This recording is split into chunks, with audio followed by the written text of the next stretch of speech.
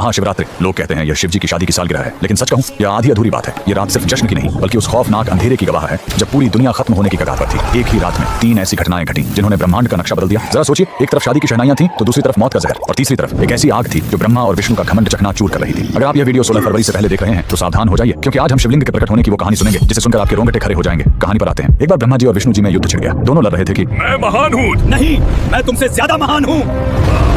उनका यह घमंड जब दुनिया का संतुलन बिगाड़ने लगा तब अचानक उनके बीच एक विशाल अनंत अग्नि स्तंभ प्रकट हुआ। वह आग का एक ऐसा खंभा था जिसका न कोई शुरुआत था न अंत। उस स्तंभ से एक भारी आवाज आई, जो मेरे आखिरी सिरे को खोज लेगा वही महान होगा।